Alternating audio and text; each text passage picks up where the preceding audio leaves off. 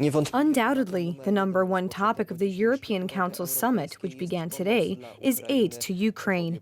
The heads of state are taking up the issue of further arms supplies. A 10th package of sanctions is also on the table. This summit is unique because of the personal participation of Ukrainian President Volodymyr Zelensky. Russia must pay for the destruction caused and for the blood spilled. In the next days, we will propose the 10th package of sanctions. First, we will impose sanctions on a number of political and military leaders. But also, dear Volodymyr, we listened very carefully to your messages when we visited you last week in Kiev. We will target Putin's propagandists because their lies are poisoning the public space in Russia and abroad.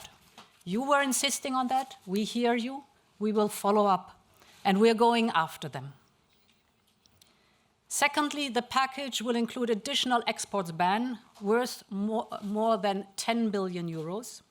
This will further starve Russia's military machine and continue to shake the foundation of its economy. Poland and the Baltic states are urging other EU partners to support the demand to confiscate Russian assets.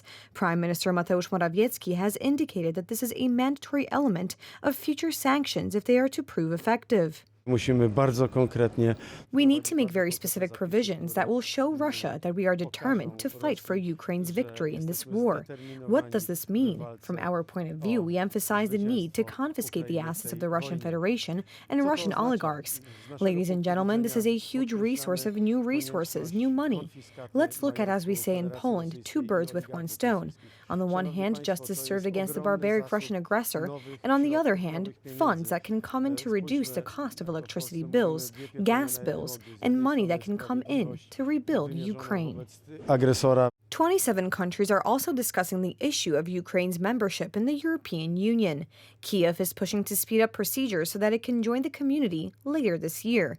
Ukrainian President Volodymyr Zelensky said that Ukraine today is fighting the most anti-European state in the world, and only victory for Ukraine will ensure lasting peace. As we return to Europe, we return home to ourselves. I stand before you to defend our right to return home. All Ukrainians of different ages, political views, social status, and religious beliefs, we all have a common European history behind us. Step by step, the Kremlin has been trying for many years to destroy what we perceive as our values. The future and destiny of Europe depend on all of us, on each of you. You are all strong. Each of you can influence in your own way our common destiny, our common victory.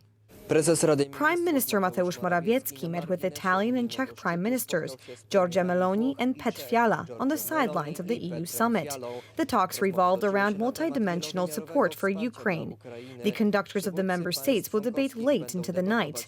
The summit will last until tomorrow. From Brussels, Łukasz Żmuda, TV Republika.